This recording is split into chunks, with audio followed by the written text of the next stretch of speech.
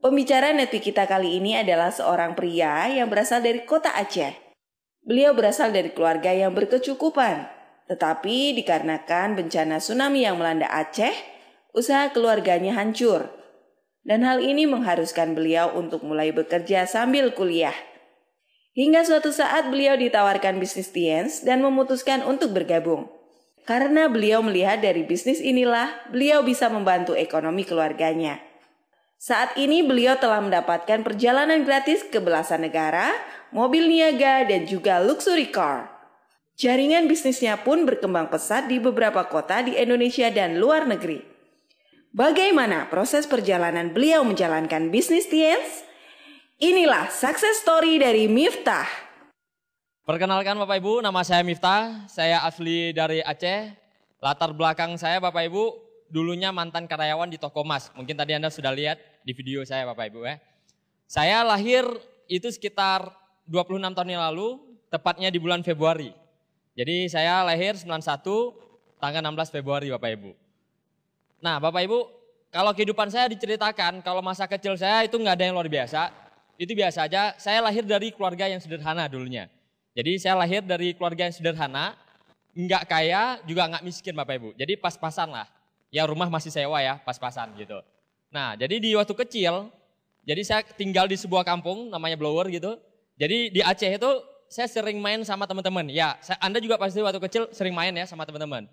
Ketika saya main sama teman-teman saya, kadang-kadang saya kan main ke rumahnya. Dan saya lihat Bapak Ibu, perbedaan antara orang tua dari teman saya sama orang tua saya. Jadi saya suka banding-bandingin gitu. Saya lihat anak-anak dari teman saya itu rata-rata orang kaya gitu. Jadi pas saya lihat teman-teman saya, wah enak juga ya jadi anak orang kaya. Jadi saya sering main ke rumahnya, itu dulu mungkin waktu saya kecil, teh botol itu udah luar biasa. Jadi di kulkas teman saya itu ada teh botol, Sprite, Coca-Cola. Jadi saya ke rumahnya khusus untuk biar dapat teh botol sama Coca-Cola gratis gitu. Nah jadi itu dulu kebiasaan saya, jadi nebeng sama orang kaya. Jadi dalam hati saya sempat bertanya, kenapa saya nggak lahir dalam keadaan anak orang kaya di saat itu? Kalau sekarang dilihat, saya bersyukur Bapak Ibu, karena saya nggak terlahir dari anak orang kaya, maka saya harus berjuang Bapak Ibu. Jadi waktu saya main kadang-kadang merasa ya nggak bisa beli apapun gitu. Jadi minta beli ini nggak dibeliin, minta beli itu nggak bisa dibeliin. Jadi singkat cerita, saya masa kecil saya seperti itu. Terus saya dimasukkan ke Ma'had gitu. Jadi dimasukkan ke pesantren. Jadi waktu di pesantren itu di SMP Bapak Ibu ya.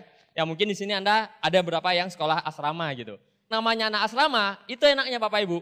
Jadi kaya miskin udah nggak ada bedanya lagi. Makannya sama gitu kan.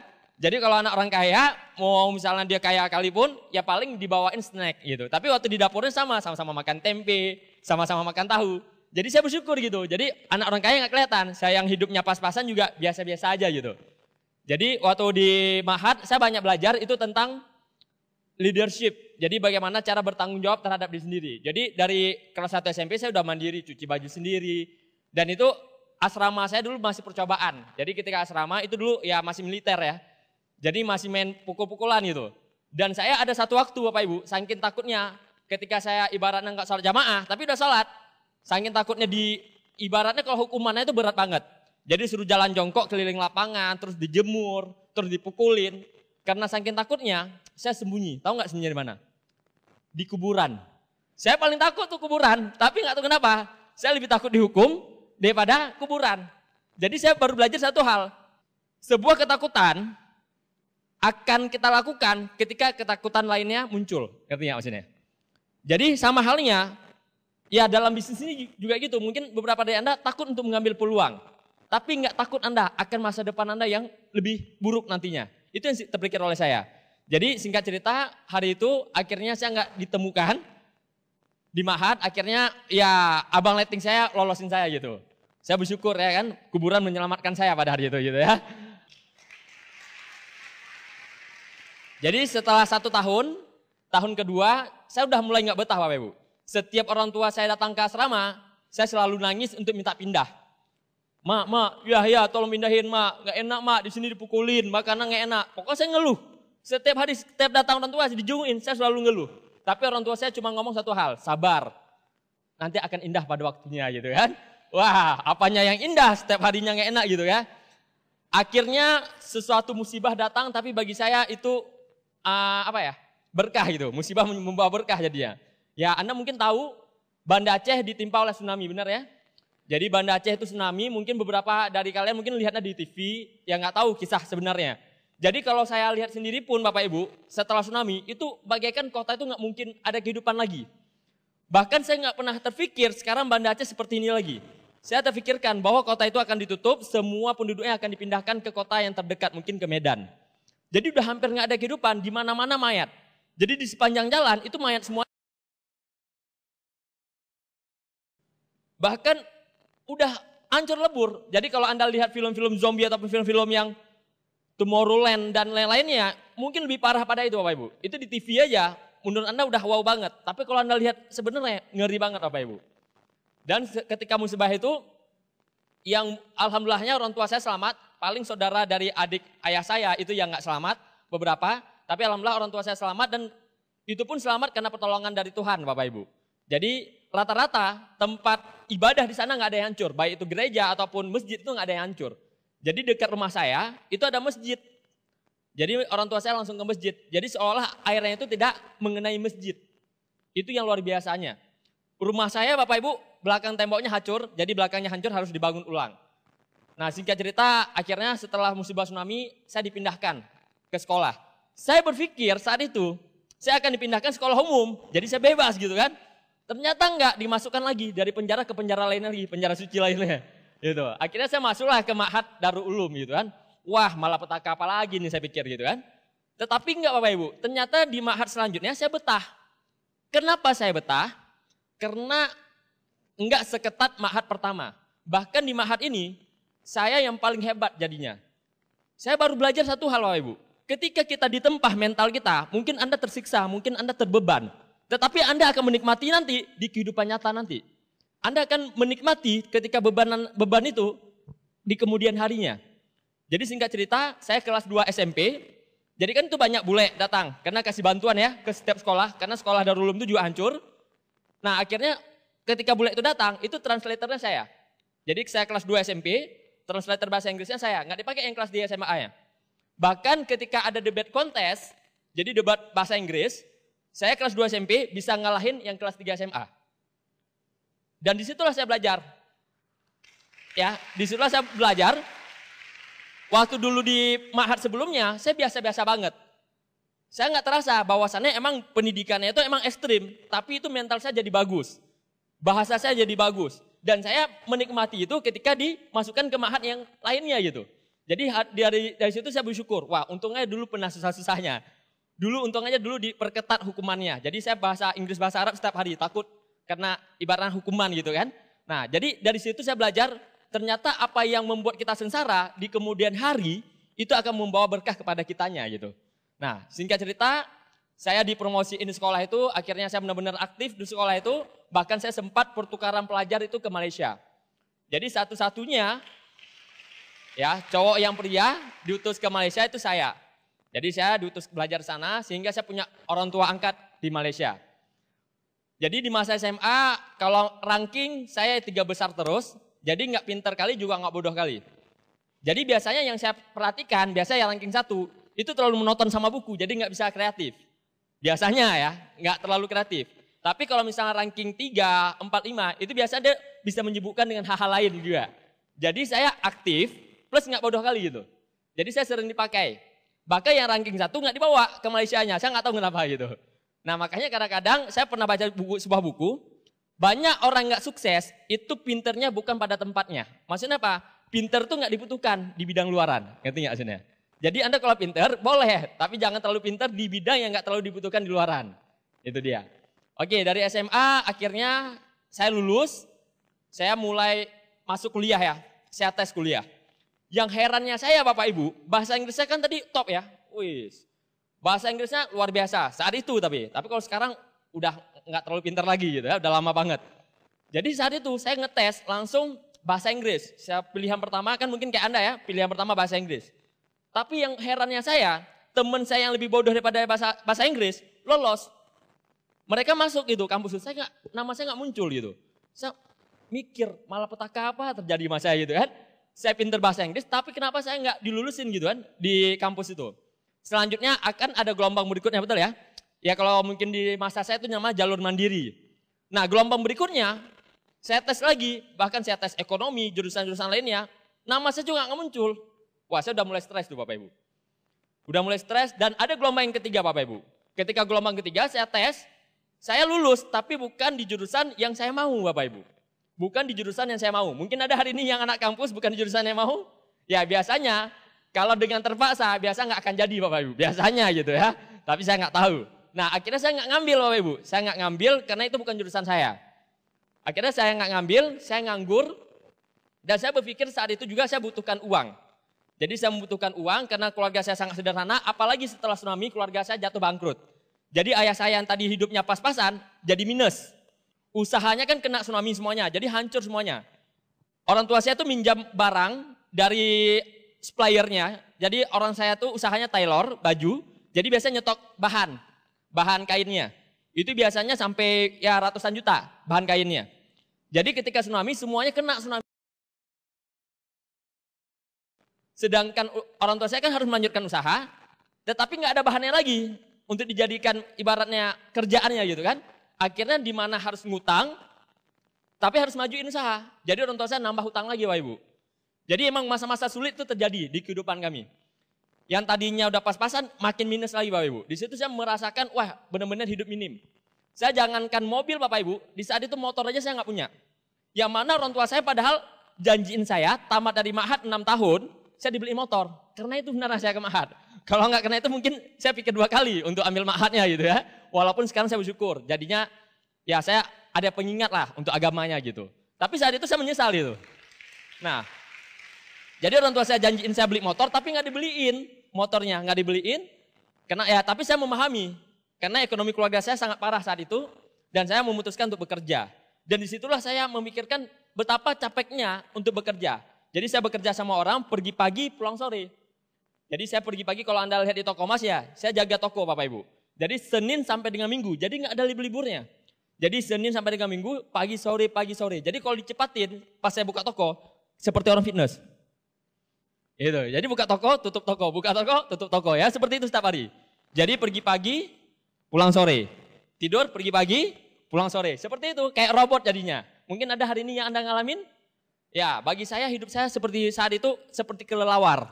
Kenapa seperti kelelawar? Karena saya hidupnya cuma malam. Pagi sampai sore saya kerja, malam kadang-kadang udah capek tidur. Jadi saya berpikir, nggak ada perbedaannya saya sama robot gitu. Tugas robot apa?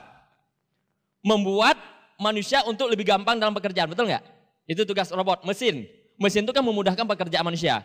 Jadi kalau seandainya saya memudahkan pekerjaan bos saya, berarti saya robot yang baterainya itu nasi, gitu ya. Kalau robot kan baterai sama baterai. Saya robot, baterainya nasi. Bahkan saat itu saya berpikir, saya lebih rendah daripada robot. Kenapa? Kalau robot dipasangin baterainya sama si bosnya. Saya dikasih sendiri, pasang sendiri. Saat itu gitu kan. Iya juga ya. Jadi saya berpikir kalau saya teruskan, hidup saya akan terus begini gitu. Nah singkat cerita Bapak Ibu, ada telepon masuk itu dari seorang cewek. Dulunya saya sempat suka sih sama cewek ini gitu ya. Wih. Ya, jadi pas telepon, itu saya langsung ngangkat itu kan. Suaranya dari, itu pada baru bangun tidur. Langsung saya, gitu kan. Halo, ya kan. Ya kan. Dia langsung bilang, nanti malam bisa ke rumah nggak? Wis, belum apa-apa dia diundang ke rumah saya pikir gitu kan. Nah padahal jalan aja belum, udah sudah datang ke rumah gitu kan. Kalau Anda jadi cowok, cewek yang Anda suka sudah datang ke rumah gimana? Oke, singkat cerita Bapak Ibu, akhirnya saya datang ke rumah teman cewek saya tadi. Nah ketika sampai Bapak Ibu, saya melihat ada sekitar 5 orang. Satu orang itu pakai rapi Bapak Ibu. Pakai kemeja, rambutnya klimis. Saya kira dia ajak ngedit gitu kan. Tapi kenapa ada perkumpulan gitu. Tapi saat itu saya lihat minumannya enak-enak. Coca-Cola, Sprite gitu kan. Wah lumayan juga itu, gak apa-apa gitu kan. Akhirnya saya duduk. Ketika duduk ternyata dia presentasi Bapak Ibu. Tentang bisnis ini gitu. Awalnya saya agak kesel. Saya kira mau diajak makan atau diajak ya minimal ngomongin gimana gitu kan. Masalah hubungan gitu. Ternyata diajakin bisnis Bapak Ibu. Dan ketika saya lihat, itu sampai terakhir diputarin video penerima reward.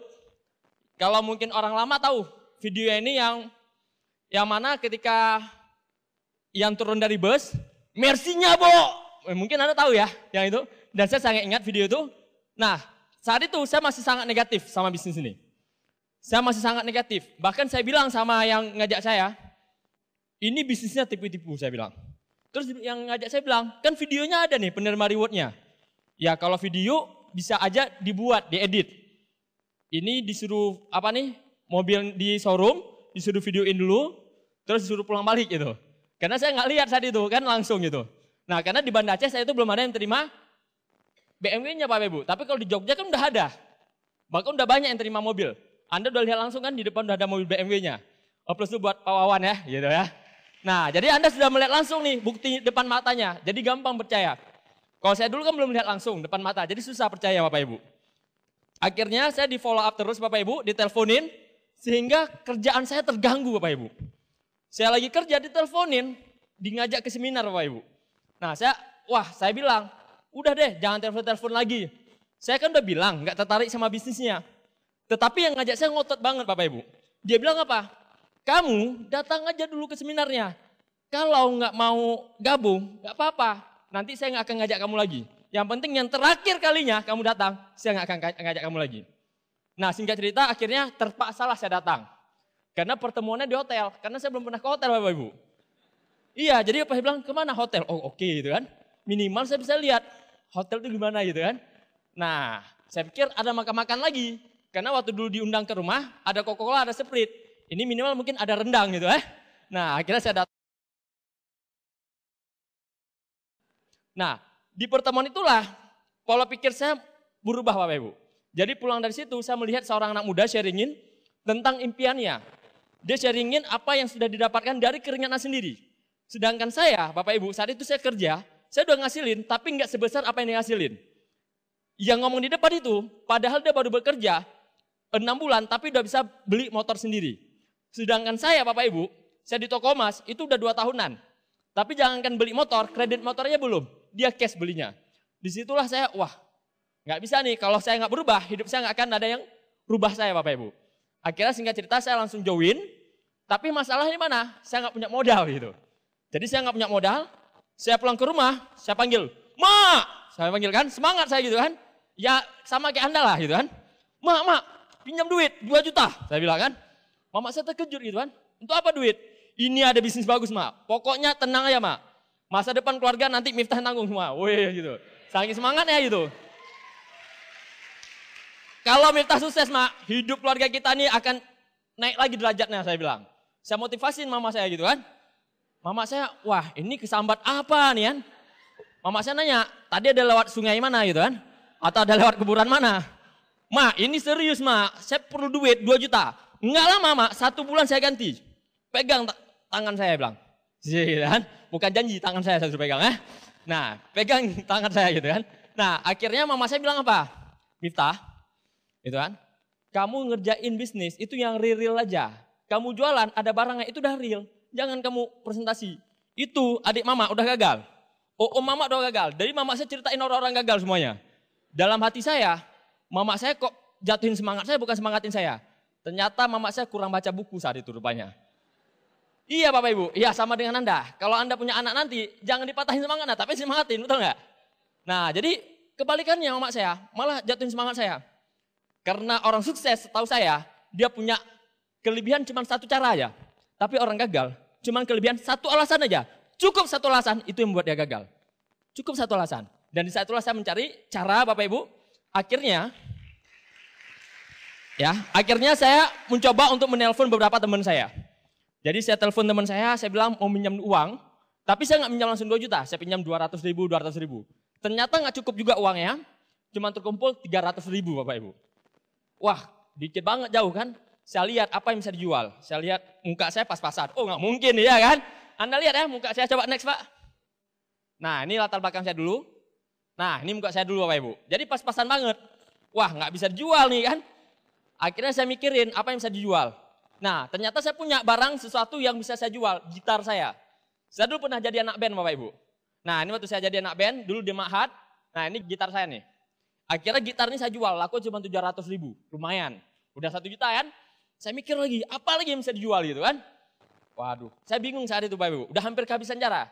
Tapi saya percaya Bapak Ibu, ketika kita ada niat, ketika kita ngotot, akan ada terlintas di pikiran kita apa yang ngasilin Bapak Ibu. Akhirnya Bapak Ibu, saya coba datang ke rumah saudara. Nah saya bilang, saya perlu uang kuliah, tapi jangan contoh, ini bohong gitu kan.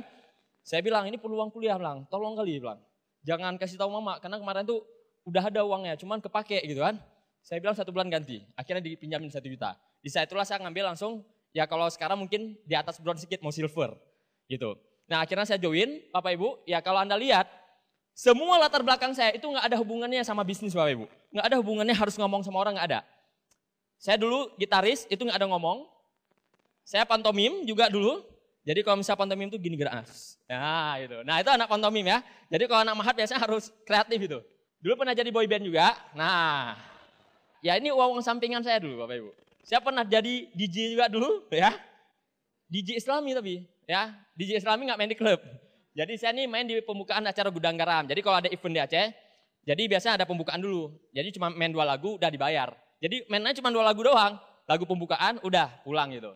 Nah ini waktu saya main DJ, jadi semua latar belakang saya Bapak Ibu itu nggak ada hubungannya sama bisnis saya bilang. Jadi kalau Anda hari ini merasa ini bukan passion saya gitu. Ini bukan bakat saya, hello gitu ya. Ini juga bukan bakat saya. Karena Bapak Ibu, untuk mendapatkan uang bukan masalah bakat nggak bakat. Masalah ada uang masuk, nggak ada uang masuk. Anda lihat hari ini, artis pada buka bisnis cake kekinian, betul nggak? Mereka nggak bakat, karena mereka tahu masa mereka mau expire, betul? Anda lihat, maaf kata nih saya sebutin namanya, Pasha Ungu, masih ngeband sekarang? Sekarang jadi apa? Wali kota? Ya, jadi wali kota Bapak Ibu. Jadi sesuatu Bapak Ibu yang Anda suka, ketika uangnya nggak cukup, Anda akan cari yang lain. Mendingan Anda nggak suka mungkin sama pekerjaan sekarang ini, tapi kalau misalnya kantong Anda tebal, keluar negeri bentar-bentar, ujung-ujungnya Anda jatuh cinta sama bisnis ini. Betul nggak? Ya ibarat wanita lah. Atau ibarat yang wanita dulu saya tanya. Anda punya cowok, ganteng banget, ya kan? Tetapi ibarat kasar sama Anda. Suka nyakitin Anda, bahkan main tangan. Kira-kira Anda suka nggak? Jadi ujung-ujungnya Anda akan nggak suka sendiri Bapak Ibu. Begitu juga dengan kerjaan. Mau Anda cinta banget sama sebuah pekerjaan, kalau ujung-ujungnya pekerjaan itu tidak mencukupi kebutuhan rumah tangga Anda atau mencukupi kebutuhan Anda ujung-ujungnya jadi malas sendiri sama pekerjaan itu. Apalagi Anda harus melakukannya puluhan tahun. Bagi SMA kuliah, Anda 3 tahun SMA aja nunggu tamat capek nggak? Yang kuliah 4 tahun nunggu, yang pergi pagi, kadang-kadang siang, sore masuk, kapan dosen suka bilang gitu kan, masuk, kadang-kadang enggak gitu kan. Nah capek nggak? Capek. Itu 3 tahun SMA atau 4 tahun kuliah aja capek minta ampun. Anda kebayang nggak kalau harus kerja sama orang atau punya atasan di pekerjaan Anda dan dilakukan puluhan tahun. Nggak ada tamatnya. Itu rasanya wah menjengkelkan. Di saat itulah bisnis ini menurut saya sangat relevan, sangat layak diperjuangkan karena hanya bekerja 1-2 tahun sehingga kita akan mendapatkan passive income dan free time Bapak Ibu. Freedom of time. Di saat itulah saya terlintas pikiran saya karena saya terus bekerja. Bagaimana caranya dengan modal yang kecil, saya bisa mendapatkan income yang besar dan terus mengalir walaupun saya tidak bekerja lagi suatu hari. Itu yang terlintas di pikiran saya. Makanya saya jawab, ternyata jawabannya apa? Ya bisnis marketing Bapak Ibu. Karena modal sangat kecil. Disitulah saya Bapak Ibu mulai menjalankan bisnis ini. Nah ini pertama kali saya gabung di bisnis ini Bapak Ibu. Jadi Anda bisa lihat kepolosan saya dulu. Ya, jadi saya polos banget Bapak Ibu ketika diajak gabung. Akhirnya saya gabung dengan keterbatasan pengembangan diri, saya sangat ingat Bapak Ibu. Pertama kali saya naik panggung, itu keringatnya nggak karuan Bapak Ibu. Kalau seandainya tisu mungkin nggak bisa. Kalau baju diperas, itu keringat saya semua Bapak Ibu. Itu keringatan, saya ingat banget. Dan kaki saya bergoyang, bukan karena musik Bapak Ibu. Kalau tadi kan bergoyang kena musik, ini kena grogi Bapak Ibu. Bahkan saya masih punya videonya dulu gitu. Jadi Anda yang hari ini baru bergabung, coba Anda rekam pertama kali Anda presentasi, baik itu home meeting, one-on-one, ataupun di atas panggung. Pasti beda banget dengan nanti Andanya. Nah, ini pas di pertemuan, jadi saya di awal enak di bisnis ini, kita dibantuin. Kalau di luaran, kita kerja disuruh, betul nggak? Di bisnis ini, Anda kerja dibantuin, gaji besar. Di luaran disuruh-suruh, gaji kecil, nggak dikasih libur, harus ambil cuti. Di sini dibantuin, gaji besar, baru gabung, udah disuruh ke India, baru gabung disuruh ke Hongkong, enak nggak? Makanya saya kadang-kadang mikir aneh gitu kan.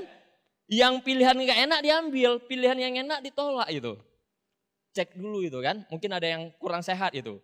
Nah, pertanyaan saya simpel Bapak Ibu. Pak Wawan yang kurang sehat aja bisa berpikir positif. Anda yang sehat hari ini nggak bisa berpikir positif. Aneh gitu. Nah, terus ini pas perjuangan-perjuangan saya. Jadi kalau Anda lihat Bapak Ibu di bisnis ini, ya sama. Kita semuanya pasti harus berjuang. Setuju nggak? Tapi perjuangannya Bapak Ibu itu semua sementara. Dulunya Bapak Ibu, saya cuma punya motor dan itu punya orang tua saya. Saya sangat ingat perjuangan saya Bapak Ibu. Saya itu berjuang dari nol. Jangankan mobil dulu Bapak Ibu, motor aja nggak punya Bapak Ibu. Seringkali Bapak Ibu, saya diremehin sama orang lain gitu. Bahkan seringnya saya naik angkot karena ini punya motor mama saya. Jadi kalau mama saya nggak kerja, baru saya kerja. Apa pekerjaan mama saya? Mama saya Bapak Ibu, itu ngambil baju dari toko orang, itu kreditkan. Dari rumah ke rumah. Dia tawarkan dari rumah ke rumah. Dan terkadang saya menemani beliau, saya melihat penolakan beliau Bapak Ibu. Beliau ditolak oleh orang lain. Kadang-kadang orang memaki beliau. Kadang-kadang ketika beliau nagih hutangnya, mama saya yang dimarahin. Dan itu depan mata saya Bapak Ibu. Di saat itulah saya tahu Bapak Ibu, orang tua kita berjuang itu demi kita habis-habisan Bapak Ibu. Kenapa kita sebagai anak Bapak Ibu, enggak sanggup berjuang hanya dengan presentasi Bapak Ibu. Buka banting tulang. Kita hanya ngomong, kita hanya bercerita Bapak Ibu. Apa yang susahnya? Nah saat itu dengan motornya Ibu Bapak Ibu, saya pergi kemana-mana. Saya pergi pagi, pulang pagi Bapak Ibu, dengan motornya Bapak Ibu. Nah akhirnya Bapak Ibu, ada uang sedikit saya tutup, biar saya nggak diajekin. Daripada dia bilang, ih cowok kok naik Ferrari warna pink gitu kan. Lekong ya gitu kan, susah juga ya kan. Capcus bo katanya kan. Wah susah juga, akhirnya saya tutup Bapak Ibu. Karena belum sanggup ganti motor. Jadi belum sanggup ganti motor, saya stikerin Bapak Ibu. Nah kadang-kadang Bapak Ibu saya juga tertidur Bapak Ibu di warung kopi orang. Karena kecapean Bapak Ibu. Dan ini yang fotoin downline saya Bapak Ibu. Beralaskan helm biar empuk sedikit kepalanya kan gitu kan. Nah ini saya lakukan Bapak Ibu setiap harinya.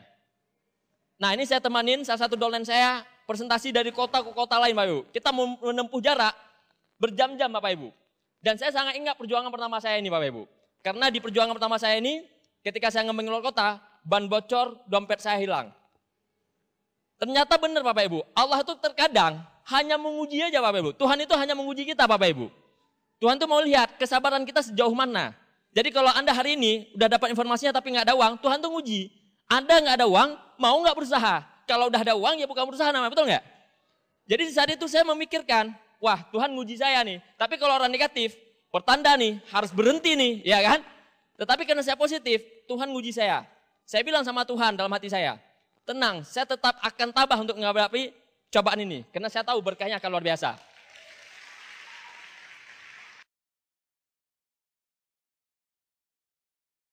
Dan Bapak Ibu, saya juga dulu sangat kekurangan uang. Bahkan hampir setiap malam Bapak Ibu, hampir setiap malam, dan saya sangat ingat nih Bapak Ibu. Hampir setiap malam, saya minta nasi lebih dari warung anggota saya Bapak Ibu. Jadi saya untuk makan aja dulu Bapak Ibu, itu susah Bapak Ibu. Saya untuk makan aja, dulu Bapak Ibu harus ngutang. Nah saya sangat ingat momen-momen itu Bapak Ibu, ketika saya ngutang, padahal cuma 7.000 padahal. Tapi saya bilang, Bang bisa ngutang nggak Bang? Terus saya telepon dolen saya, itu makan siang saya ngutang, malam. Namanya Fitri, Fit. Kalau nanti ada nasi lebih di toko Fit, jangan buang Fit. Kasih aja untuk aku Fit. Itu yang saya bilang, setiap malam seperti itu Bapak Ibu. Sampai mama saya kasihan, udah Miftah kamu makannya sini. Kamu udah ibu anggap seperti anak ibu sendiri. Tapi saya nggak enak Bapak Ibu. Saya sebagai seorang cowok, saya punya harga diri saya pikir. Saya perjuangkan terus Bapak Ibu. Dan ada satu waktu saya sangat ingat, saya ingin makan KFC. Dan hari itu ada paket attack. Jadi kalau paket attack itu cuma 10.000. Dapat ayam, nasi plus air. Nah di saat itu saya cuma ada duit 10.000. Saya pikir wah lumayan nih bisa makan KFC hari ini. Jadi saya datang, udah ngantri panjang. Akhirnya karena kan paket attack murah kan, ngantrinya panjang. Pas di situ saya tanya, Mbak mau pesan paket attack 1. Terus mbaknya bilang, maaf dek, ini jamnya udah lewat jam 5. Ngerti nggak? Jadi jamnya udah lewat jam 5. Ternyata paket attack jam 3 sampai jam 5. Pas di antrian saya, jamnya udah jam 5 lewat 2 menit. Maaf dek, kita udah harga normal. Terus apa yang saya lakukan? Saya pulang Bapak Ibu. Saya pulang. Dan momen itu mengingatkan saya Bapak Ibu. Nggak enak hidup miskin Bapak Ibu. Nggak enak uang nggak ada di kantong Bapak Ibu. Nggak enak ketika orang ngeremehin kita itu nggak enak Bapak Ibu. Dan situ saya malu banget Bapak Ibu. Karena udah saya ngantri tapi saya harus pulang dengan perut lapar dan tangan kosong Bapak Ibu. Rasanya nggak enak Bapak Ibu. Tapi itu nggak akan menjadikan saya untuk berhenti bisnis ini. Saya perjuangkan lagi Bapak Ibu. Nah ini ketika kita mengikuti Royal Weekend Bapak Ibu. Jadi kalau misalnya ini semua perjuangan-perjuangan saya lakukan Bapak Ibu. Nah ini ketika mengikuti Royal Weekend, jadi biar murah Bapak Ibu, jadi kami ke Medan naik bus itu harus bayar 500.000 pulang pergi. Terus dari Medannya ke Brastagi, kami udah kehabisan uang. Sehingga kami mencari cara Bapak Ibu. Apa yang kami lakukan? Kalau naik normal itu harganya 20.000. Tapi kalau naik di atas atap itu cuma bayar 3.000 per orang. Ini resikonya nyawa Bapak Ibu, resikonya nyawa. Gara-gara uang nggak ada Bapak Ibu, tapi mempertaruhkan nyawa. Jadi selama 2 jam dari Medan ke Brastagi ya hampir 2 jam. Dan itu semacam rolling coaster Bapak Ibu. Jadi kami pegangan, belok gitu kan. Ya kalau jatuh ke jurang selesai Bapak Ibu. Ini di atas atap kami nih. Nah ketika lewat nanti pos-pos polisi, itu kami harus tutup pakai terpal, seolah-olah kami barang. Karena supirnya ditangkap, kami masuk penjara juga katanya. Jadi taruhan nyawa, taruhan penjara, waduh gara-gara uang.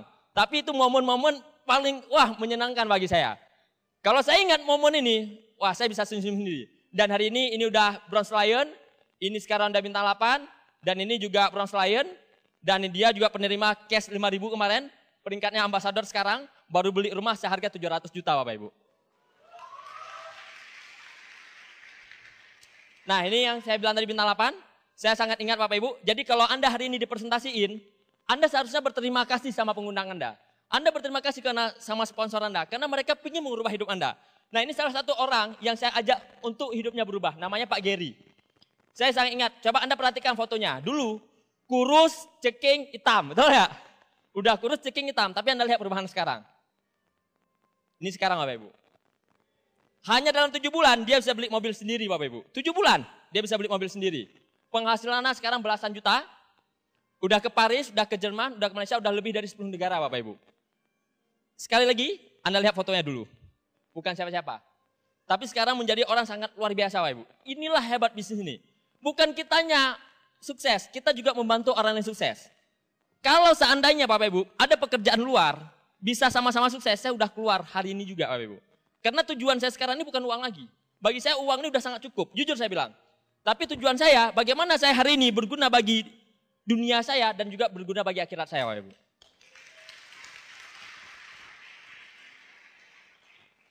Mungkin beberapa dari kita Bapak Ibu alasan nggak ada uang. Tadi Anda udah dengar cerita saya. Ini ada salah satu dolen saya. Beliau sampai jual emas pernikahannya untuk perjuangan. Dan alhamdulillah hari ini Bapak Ibu beliau udah bintang 6, udah penghasilannya udah lebih dari 5 juta. Beliau ini kerjanya apa? Jualan sayur di pasar Bu, Bapak Ibu.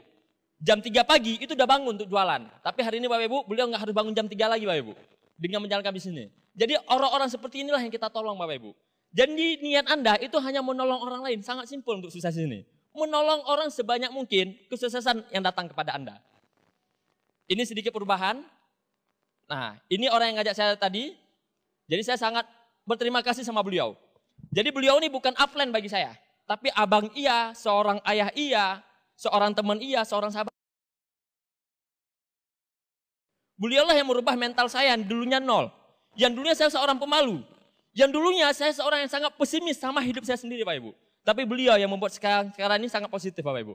Plus sekali lagi buat upline saya Bapak M. Iwan Saputra.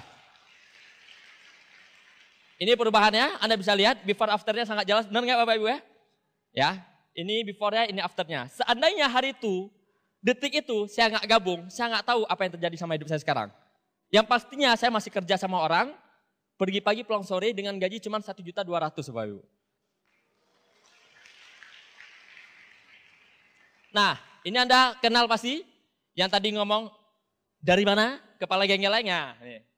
Ya, ini Bapak Beno Bapak Ibu ya. Nah, jadi Pak Beno ini pulang kampung kemarin ya ke India gitu ya. Ya.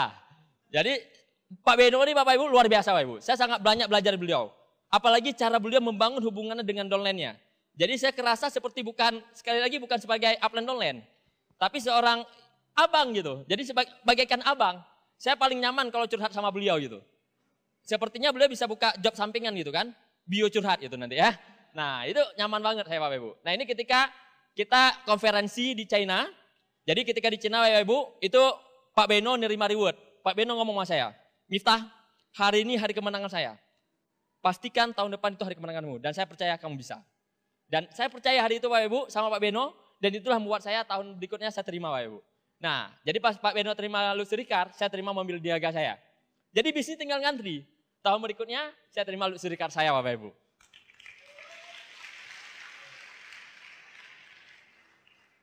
Mungkin ini Anda kenal Pak Ruli Wahyudi ya, sekarang Diamond Bapak Ibu. Dulu waktu saya minta foto sama beliau, saya harus jauh-jauh dari Aceh Bapak Ibu, ikut vision seminar, hanya untuk foto dengan bukti. Anda hari ini cuma bayar mungkin 60.000 untuk ikut vision seminar. Saya dulu Bapak Ibu, dengan nggak ada modal, saya harus ngutang lagi 2 juta untuk tiket pulang pergi Bapak Ibu. Banda Aceh ke Bandung, hanya untuk ikut vision seminar. Jadi kalau Anda hari ini malas untuk vision seminar, saya nggak tahu. Karena segampang apa sekarang, Anda cuma ngeluarin duit 60.000. Saya ke vision seminar, karena di Aceh belum ada vision seminar, harus ngeluarin 2 jutaan lebih. Dan ini foto pertama saya. Jadi yang lainnya pakai jas, rapi mungkin, saya cuma pakai rompi. Karena belum sanggup beli jas. Karena ini saya baru mengawali bisnis 3 bulan. Tapi karena visi, saya ngutang lagi Bapak Ibu, untuk belajar ke Bandung. Dan saat itu saya foto depan Mercy Pak Ruli cuma ngomong 2 kata. Miftah, hari ini saya sudah terima Mercy. Di Aceh belum ada bukti. Setahu saya orang Aceh itu para pejuang. Bahkan pejuang-pejuang Aceh itu sangat terkenal di seluruh Indonesia. Dan saya yakin kamu orang yang pertama yang akan terima BMW. Dan saya percaya itu Bapak Ibu, 2 tahun kemudian gantian. Beliau yang minta foto depan mobil saya Bapak Ibu. Inilah mujizat dari Tuhan Bapak Ibu. Jadi kalau Anda hari ini yang hadir di ruangan ini Bapak Ibu, Anda mungkin foto di depan mobilnya Pak Wawan, BMW Pak Wawan.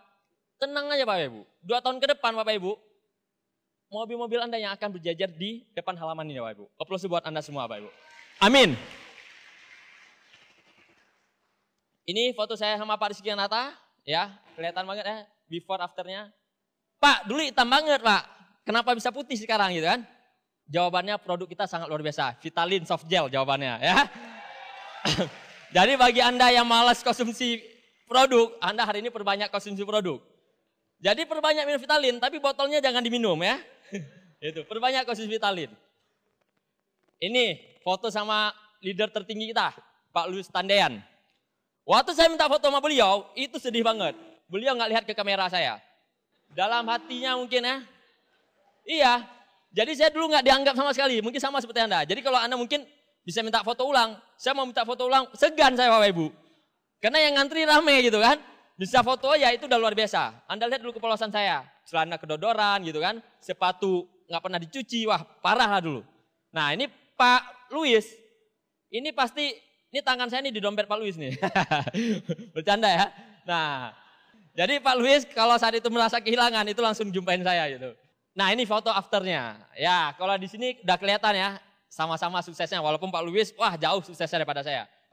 Tapi saya banyak belajar Bapak Ibu apa? Tidak masalah dari mana kita berasal dan apa latar belakang kita. Yang penting masa depan kita yang cerah Bapak Ibu. Nah ini dia Bapak Ibu.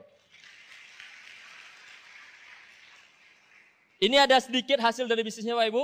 Jadi saya baru jalanin serius Bapak Ibu 4 tahun. Tapi hasilnya alhamdulillah sangat luar biasa Bapak Ibu. Dan saya bahkan hasilnya lebih dari yang saya bayangkan. Jadi dari 2 tahun yang lalu, 2015, saya udah mulai menikmati kehidupan saya. Jadi kalau saya bilang dulu waktu kecil saya suka nonton film Doraemon. Anda suka kan nonton film Doraemon? Di film Doraemon ada pintu kemana saja, betul nggak? Jadi sejak tahun 2015 saya udah punya pintu kemana saja. Mau kemana aja, kapan aja, nggak perlu mikir. Uang ada, waktu ada, nggak ada bos. Setuju nggak? Jadi saya hampir setiap bulan saya keluar kota. Hampir setiap bulan. Bukan hampir.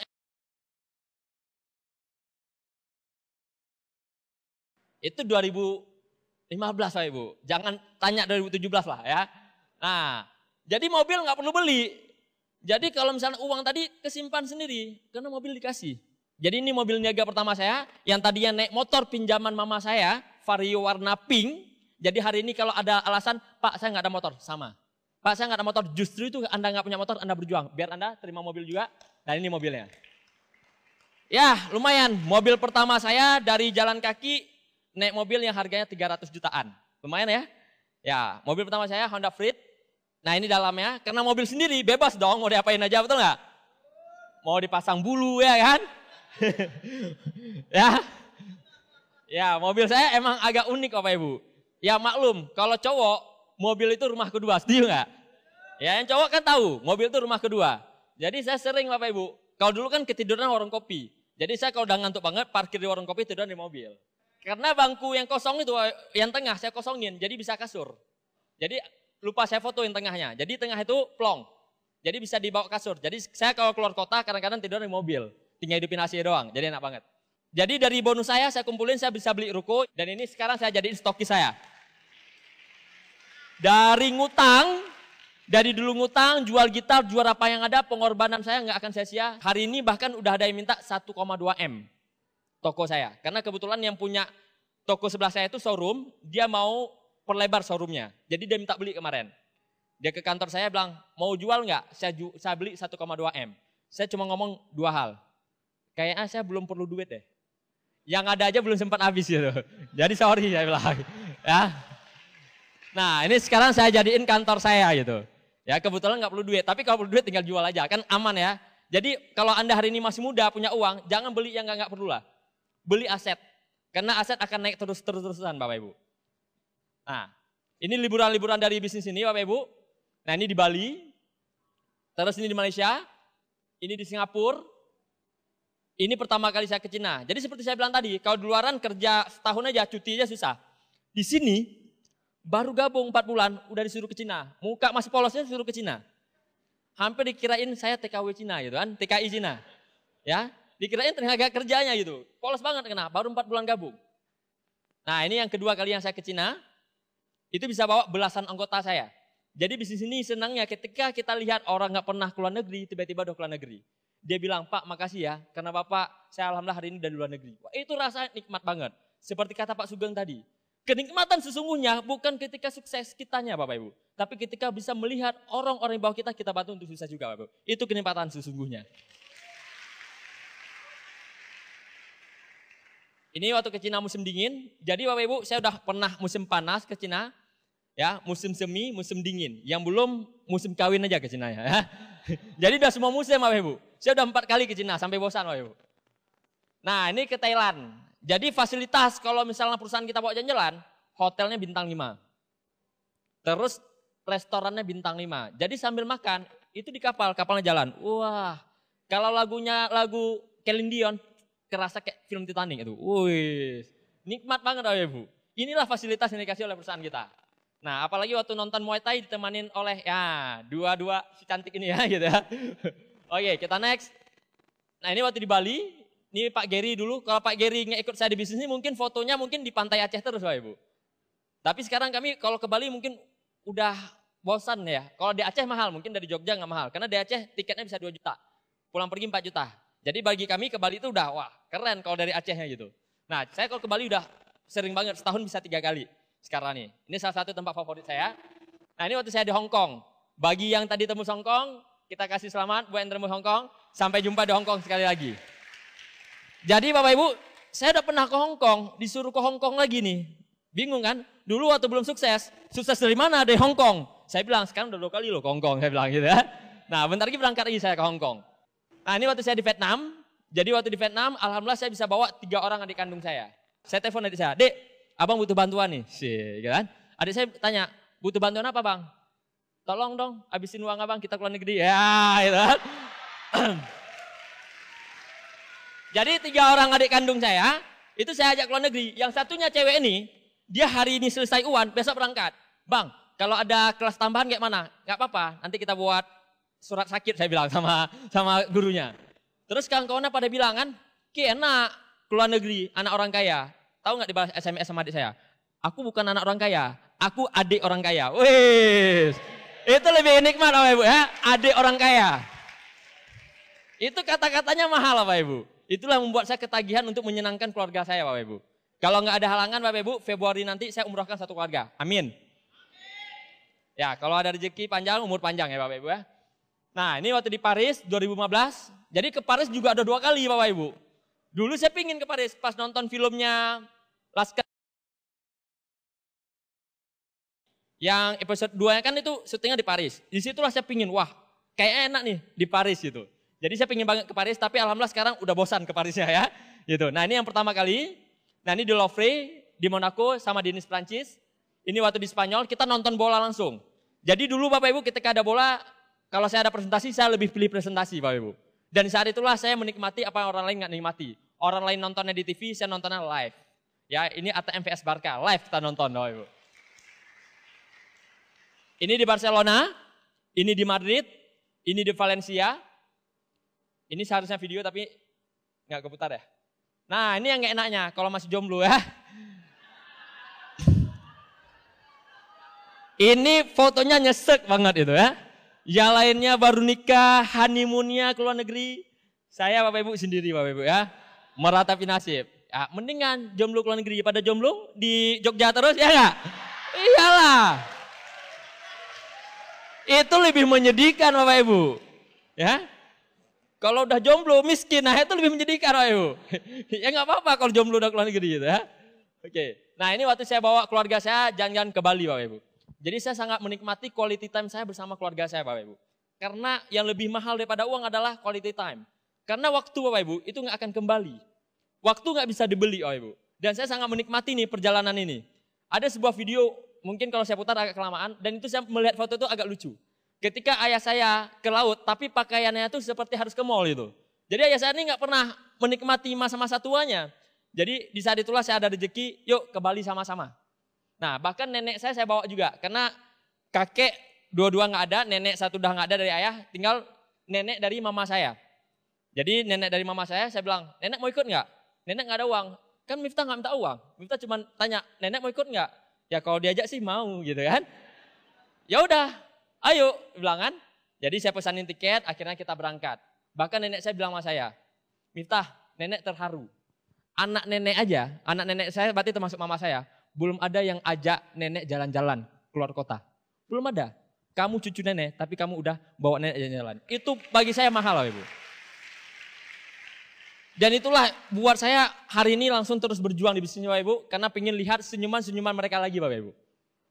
Nah ini waktu di Jerman, nah ini waktu terima mobil, saya sangat bangga Bapak Ibu. Di panggung kemenangan saya Bapak Ibu, saya bisa membawa orang tua saya ke panggung saya Bapak Ibu. Ini mama saya, ini ayah saya. Jadi ada nikmatnya juga, belum nikah gitu kan. Jadi bawa orang tua dulu gitu kan. Nanti pas terima villa baru bawa istri. Jadi dua-dua sempat merasakan ya gitu kan. Orang tua sempat rasakan, tapi kan kalau udah nikah, plus udah punya orang tua kan harus pilih salah satu, betul nggak? Ya kan, bawa istri ke panggung atau bawa orang tua. Jadi nggak apa-apa, jadi biar sama-sama bisa nikmatin. Hari ini udah terima luxury car, insya Allah mungkin ya beberapa tahun lagi terima villa dan saya bisa bawa istri saya ke panggung kemenangan saya. Amin. Nih foto saya dulu di Vision Seminar. Jadi Anda pulang dari ruangan ini serbu mobil Pak Wawan. Foto seperti ini. Tapi jangan sampai lecet ya. Kalau lecet denda. Sekali lecet 1 juta katanya. Oke. Nah ini foto dulu Bapak Ibu. Jadi dulu saya antara percaya nggak percaya saya bisa seperti ini sekarang. Tapi upline saya bilang, kamu harus percaya, kamu harus percaya. Akhirnya mau nggak mau saya harus percaya dan itu masuk ke alam bawah sadar saya. Dan saya nggak terasa Bapak Ibu, hari ini Bapak Ibu dari saya foto depan mobil BMW seorang, saya hari ini bisa foto di atas mobil BMW sendiri. Ya. Dan ini juga akan terjadi di diri Anda kalau Anda percaya sama diri Anda. Cukup percaya sama diri sendiri. Kalau Anda tidak percaya sama diri Anda, siapa lagi mau percaya sama Anda Bapak Ibu? Jangan hiraukan kalau orang ngomong tentang Anda. Karena Tuhan ciptakan manusia itu dalam keadaan sama. Dan Tuhan juga menginginkan semua manusia itu sukses. Tapi bagaimana manusia itu bisa membawa dirinya untuk sukses atau tidak. Ini mobilnya sekarang udah 2. Jadi saya Bapak Ibu, kalau hujan saya bawa si hitam biar nggak kotor si putih gitu ya. Nah kalau pakai baju putih, 3 pakai si putih gitu kan. Jadi bisa cocok-cocokin. Kalau cewek kan cocokin baju sama jilbab, betul ya? Kalau cowok ini mobil dia gitu kan. Sepatu putih, mobilnya putih ya. Jadi lebih asik Bapak Ibu. Jadi di usia sangat muda udah punya 2 mobil itu luar biasa.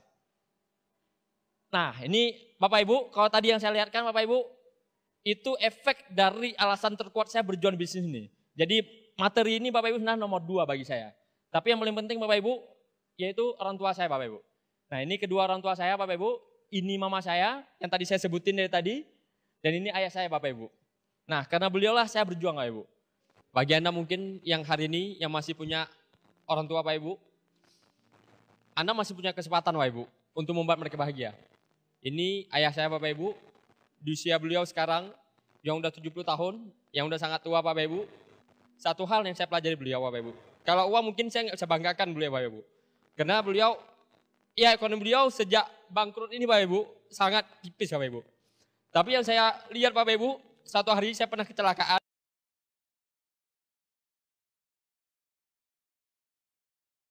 Karena mobil saya tabrakan, itu laga kambing. Dan sehingga saya pingsan.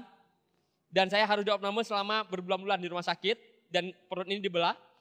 Di situ saya menjadi seorang bayi lagi Bapak Ibu. Dan tanpa satu detik pun, ayah saya meninggalkan saya. Ayah saya terus di samping saya Bapak Ibu. Bahkan ketika saya buang air besar pun Bapak Ibu, saya nggak bisa berkata apa-apa. Karena ngomong aja susah saat itu. Ayah saya yang membersihkan Bapak Ibu. Di saat itulah saya tahu perjuangan seorang orang tua, gimana ngedidik anaknya waktu kecil, gimana ngebersihin, mungkin ngejaga dia dari seekor nyamuk, harus bergadang malam, harus terbangun, gantiin popok. Di saat itulah mungkin Allah menyadarkan saya. Yang kamu cari bukan uang dari orang tua kamu. Kau dulu pernah nyesal saya Bapak Ibu. Karena orang tua saya bukan orang kaya. Tapi saat itulah saya belajar Bapak Ibu. Ada yang lebih mahal daripada uang. Ada yang lebih berharga pada uang. Perhatian orang tua ke kita Bapak Ibu itu nggak terbayar Bapak Ibu. Saat itulah Bapak Ibu, saya merasakan sangat durhaka sama ayah saya. Ayah saya begitu menyayangi saya Bapak Ibu. Bahkan ketika saya udah mulai agak sembuh, beliau mengajak saya keluar. Bagaikan saya anak kecil lagi Bapak Ibu. Beliau bilang, ayo jalan nak, ayo jalan nak. Saya bilang sakit. Ayah saya bilang, kamu pasti bisa nak. Kamu pasti bisa nak. Tapi sakit ya, kamu pasti bisa. Ayah saya terus menyemangatin saya Bapak Ibu. Ayah saya terus membuat saya terus berusaha Bapak Ibu. Di situlah saya belajar semangat seorang ayah dalam mendidik anaknya Bapak Ibu. Di situlah saya merasakan hidup saya yang kedua kalinya. Dan saya bilang sama Allah, saya bilang, ya Allah berikanlah saya umur panjang untuk membahagiakan orang tua saya. Saya tahu perjuangan mereka itu begitu sulit untuk membesarkan saya. Berikan saya waktu untuk membuat mereka bahagia, membuat mereka tersenyum. Dan suatu hari Bapak Ibu, orang tua saya juga dilanda sakit dan hari itu harus dioperasi. Kalau seandainya saya nggak ada uang Bapak Ibu di hari itu, mungkin saya harus gedor pintu rumah saudara saya, untuk minta pinjam uang. Saya mungkin harus pinjam uang untuk operasi ayah saya. Tapi karena mungkin posisi saya sekarang udah jadi silver lion, saya nggak kesulitan uang lagi. Sehingga saya bilang, yang paling penting kesembuhan ayah. Uang bisa dicari lagi, berapapun biaya operasi ayah, Miftah akan biayain ya. Miftah nggak perlu duit ya, yang perlu waktu yang lebih lama bersama ayah. Yang Miftah butuhkan waktu yang lebih lama bersama ayah.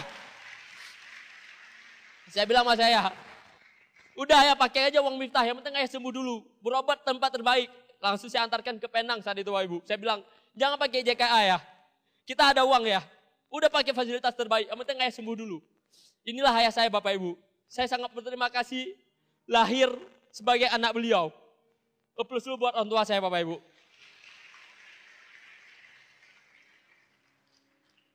Dan yang membuat saya Bapak Ibu hari ini sukses Bapak Ibu, 90% itu doa dari ibu saya. Saya sangat sering lihat mama saya nangis, sholat tahajud, sholat duha, itu hanya menyebut nama saya. Bahkan mama saya sempat bilang, mungkin gak ada orang tua lain yang berdoa itu lebih kuat daripada mama. Saya bilang, iya mah, Miftah tahu. Karena Miftah diam-diam juga melihat mama sholat. Berdoa mama saya itu bisa sampai 1 jam Bapak Ibu. Mama saya berdoa bisa sampai 1 jam. Dan itu demi saya Bapak Ibu. Jadi hari ini kesuksesan saya, itu bukan hasil kerja keras saya Bapak Ibu. Tapi melainkan dari doanya beliau. Dari tahajudnya beliau dalam mendoakan saya Bapak Ibu. Maka saya bilang, sebenarnya hari ini harusnya mama saya di samping saya. Saya ngajak, mama mau ke Jogja enggak? Mama saya udah pingin banget ke Jogja. Tapi hari ini ada nikah adik sepupu saya, sehingga mama saya nggak punya waktu untuk kesini Bapak Ibu. Padahal saya pingin menikmati seperti video tadi. Saya makan makanan khas Jogja dengan tawa dari mama saya. Saya suapin mama saya. Saya pingin melakukan itu sebenarnya Bapak Ibu di Jogja pada minggu ini. Tapi saya nggak mampu melakukan. Saya hanya berharap teman-teman bisa mendoakan orang tua saya dipanjangkan umur. Dan saya bisa melakukannya di minggu berikutnya. Amin.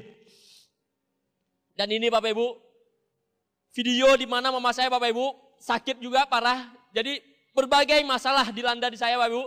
Ini tepat di mana bisnis saya lagi jatuh-jatuhnya. Keuangan saya lagi hancur-hancurnya Bapak Ibu. Keuangan saya lagi hancur ya. Karena bisnis saya hancur, karena yang nama bisnis pasti naik pasti turun. Terus itu saat saya masih baru isi acara GOP di Bandung.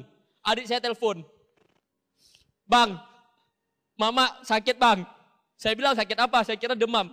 Mama jatuh bang, di kamar mandi pingsan. Kemudian sudah ke dokter, kata dokter harus operasi, harus angkat rahim, tapi resikonya besar.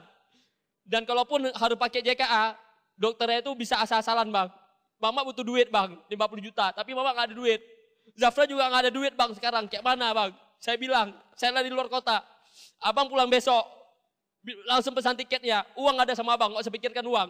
Tapi kan bisnis abang lagi jatuh, udah kamu gak usah mikirin abang, pokoknya uang abang ada. Saya bilang, apa yang saya lakukan? Mobil fleet saya jual Bapak Ibu. Mobil fleet saya jual untuk berobat mama saya.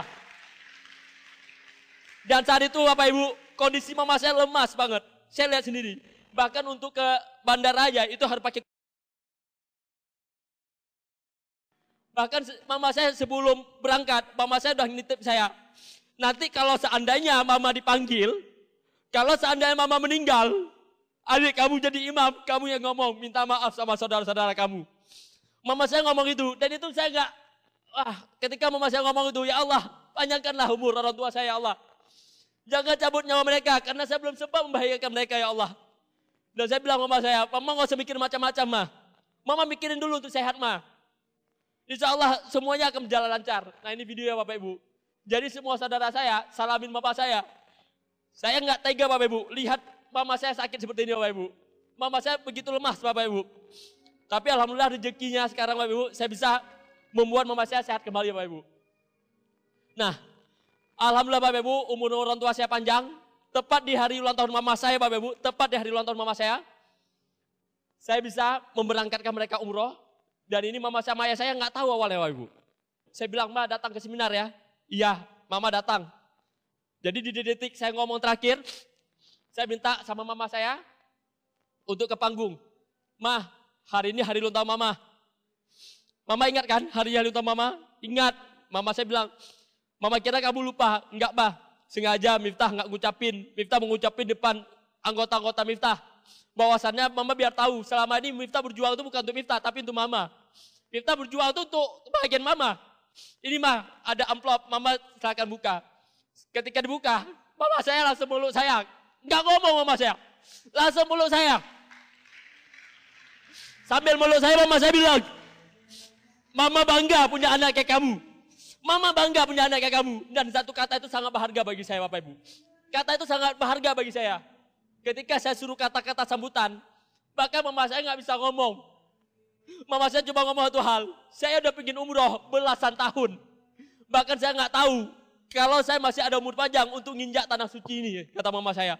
Tapi hari ini Tuhan nitip rezeki dari anak saya. Dan saya insya Allah bulan depan berangkat umroh. Dan ini Bapak Ibu ketika beliau di umroh. 2015 Bapak Ibu. Dan itu membuat saya lega banget Bapak Ibu. Apalagi pulang beliau dari umroh, saya langsung jemput ke Medan. Beliau, ayah saya yang biasa nggak pernah peluk saya. Ayah saya orang yang paling tegar. Ayah saya nggak pernah nangis. Ayah saya paling tegar, kuat banget. Yang duluan peluk saya ayah saya.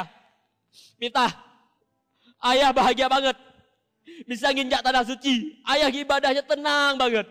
Ayah merasakan kalau rezeki yang kamu dapat itu benar-benar halal. Karena semua segala urusan selama di sana, semua dimudahin kata ayah saya. Ayah bangga, rezeki yang kamu cari itu benar-benar halal. Itu yang membuat saya begitu senang Bapak Ibu. Itu membuat saya begitu senang Bapak Ibu. Bagi Anda Bapak Ibu yang hadiran ini, yang masih punya keluarga, yang masih punya orang-orang yang cintai untuk perjuangkan, baik itu anak Anda, istri Anda, ataupun orang tua Anda yang hadirin ini masih muda Bapak Ibu, perjuangkanlah orang tua Anda Bapak Ibu. Bapak Ibu, terakhir dari saya Bapak Ibu, kita Bapak Ibu, hari ini Bapak Ibu, di kapal besar. Jadi kapal besar mau lewat Bapak Ibu. Kalau Anda ada di dalamnya, Anda akan sukses Bapak Ibu. TNC ini adalah kapal besar. Anda tidak perlu pintar Bapak Ibu. Anda tidak perlu hebat. Anda tinggal undang orang dari pertemuan ke pertemuan. Anda punya mentor-mentor yang luar biasa. Anda punya upline yang luar biasa, sponsor luar biasa. Mereka siap untuk membimbing Anda Bapak Ibu. Mereka siap untuk membimbing Anda Bapak Ibu. Hari ini Bapak Ibu, kalau Anda mengambil keputusan, saya yakin Anda akan menggantikan tempat saya bercerita kisah sukses Anda Bapak Ibu. Saya sangat yakin itu Bapak Ibu. Nah, mungkin hari ini Bapak Ibu, next Pak, Anda harus mempunyai impian. Apapun impian Anda, itu adalah impian. Hari ini Bapak Ibu, alhamdulillah, saya sudah mewujudkan lebih dari 100 impian saya Bapak Ibu. Sudah mewujudkan lebih dari 1 impian saya. Apapun impian Anda, itu adalah impian. Apakah Anda ingin memurahkan orang tua? Anda ingin mempunyai quality time sama keluarga Anda? Anda ingin punya mobil mewah? Itu adalah impian Anda. Tapi saya juga punya yang namanya burning desire. Punya impian yang betul-betul membara. Burning desire adalah semangat emosional yang kita punya untuk mewujudkan impian kita. Hari ini saya tahu Bapak Ibu, Anda punya masalah. Tapi kalau Anda punya burning desire, 1000 masalah pun itu tidak akan menggoyahkan Anda Bapak Ibu. Itu tidak akan menggoyahkan Anda. Kalau Anda punya burning desire, 1000 masalah luaran, Anda terasa gampang untuk melewatinya Bapak Ibu. Mark Zuckerberg dulu bukan orang siapa-siapa, sekarang menjadi orang terkaya dunia. Dengan prinsip Mahatma Gandhi, in a gentle way we can shake the world. Dengan cara paling lembut kita bisa menggonjalkan dunia. Apa yang dilakukannya? Dengan visinya Bapak Ibu, dia pulang ke rumah, dia presentasikan 2 orang temannya. Dan 2 orang temannya sekarang menjadi milioner Bapak Ibu. Anda hari ini yang hadir di sini, Anda juga bisa melakukan hal sama. Anda pulang dari sini, Anda presentasikan saudara Anda. Anda presentasikan teman Anda. Bagaimana kalau mereka menolak? Cari lagi. Bagaimana kalau mereka menolak? Cari lagi. Bagaimana kalau mereka menolak?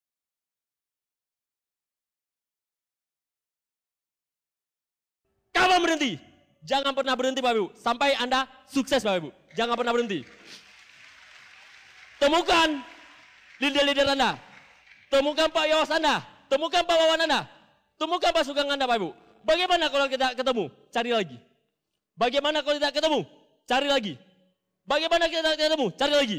Sampai kapan? Jangan pernah berhenti. Kenapa? Karena impian Anda besar Bapak Ibu. Karena impian Anda lebih besar daripada masalah yang Anda hadapi Bapak Ibu.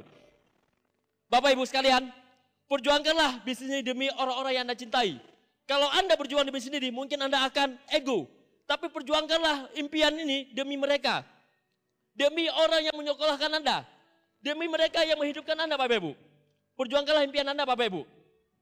Kalau Anda jatuh, Anda bangkit lagi. Anda jatuh, Anda bangkit lagi. Jatuh, bangkit lagi. Jatuh, bangkit lagi. Sampai kapan? Sampai Anda menggantikan tempat saya di depan Bapak Ibu. Jangan pernah berhenti Bapak Ibu. Karena hal yang paling luar biasa adalah bisa melakukan apa orang yang luar lakukan, mengatakan Anda nggak bisa, tapi Anda bisa katakan saya bisa. Bungkam mulut mereka dengan bukti Bapak Ibu. Bungkam orang yang menolak Anda dengan bukti Bapak Ibu. Anda buktikan sama orang Jogja, Anda buktikan sama saudara Anda buktikan sama teman Anda, kalau Anda bisa juga sukses. Saya Miftah dari Aceh, sekian. Assalamualaikum warahmatullahi wabarakatuh. Never give up.